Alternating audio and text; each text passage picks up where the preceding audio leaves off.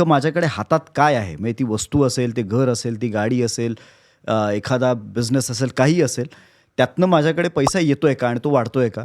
किंवा एखादी गोष्ट घेतल्याने मी आता हा खर्च आता झालं माझं ह्याच्यातनं, आता ह्याच्यात किंमत ह्याची कमीच होणार आहे, ह्याची काही वाढणार नाही, यातनं पैसा जनरेट होणार नाही आहे.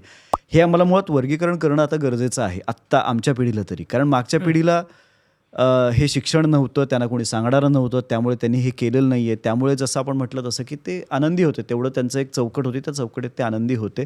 आणि आता मला जास्त असं वाटतं की ह्याच्यात मग रिस्की नेमकं काय आहे? कारण ह्याच्यात लिटिगेशन, केसेस या सगळ्या इतर गोष्टींमध्ये होतात.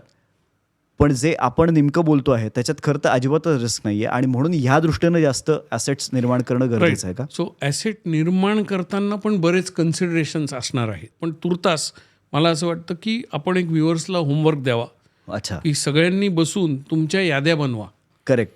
एक कागद घ्या, एक मध्ये रेघोळा, डाव्या बाजूला ॲसेट लिहा वरती, उजव्या बाजूला लायबिलिटी लिहा हां, आणि ॲसेटमध्ये अशा गोष्टी लिहा ज्या तुमच्या खिशात पैसे टाकतायत.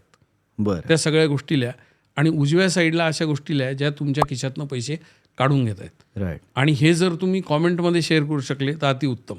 आणि ना हे खूप अवघड टास्क आहे खरं तर. म्हणजे सुरुवातीला करताना अवघड वाटतं. एकदा करायला बसलो की मग आपल्याला सुचत जातं. पण सरांनी मला हे टास्क दिलं होतं की तुझे खर्च काय काय आहेत ते लिहून काढ आणि तुला पैसा कुठून जनरेट होतोय लिहून काढ. आणि मी एका पॉईंटला लॉक झालो होतो की मला कळेल, अच्छा मी हा उगाच इतके वर्ष खर्च करतोय असं मला झालं होतं. आणि पैशाचे सोर्स मला लिटरली खरंच 2-3च दिसत होते. मला ह्याच्या पलीकडे काहीच दिसत नव्हतं आणि हे सोर्स थांबले तर मी काय करायचं? एक्झॅक्टली. हे सोर्स थांबणं म्हणजे माझं काम थांबणं आणि जो माझा व्यवसाय आहे किंवा इतर कोणाचाही व्यवसाय असेल, मी आता फक्त माझ्या व्यवसायाबद्दल बोलतोय, पण कोणाचाही व्यवसाय ते काम थांबलं तर मग पुढचे किती महिने मी सस्टेन करू शकणार आहे, मी कसा सर्व्हाइव्ह होणार आहे.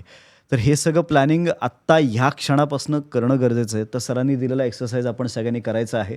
तुमचे खर्च काय आहेत आणि कुठून पैसा जनरेट होतो हे लिहून काढा आणि या व्हिडिओच्या खालच्या कमेंट्समध्ये प्लीज सांगा. आणि तुमचे काही स्पेसिफिक प्रश्न असतील तर ते सुद्धा आम्हाला सांगा. तुमची जर केस इंटरेस्टिंग असेल तर ती केसच आपण इथे डिस्कस करू आणि ह्याचे Right. काही उपाय, त्याच्यावरचे काही मार्ग हे सुद्धा सर आपल्याला सुचवतील.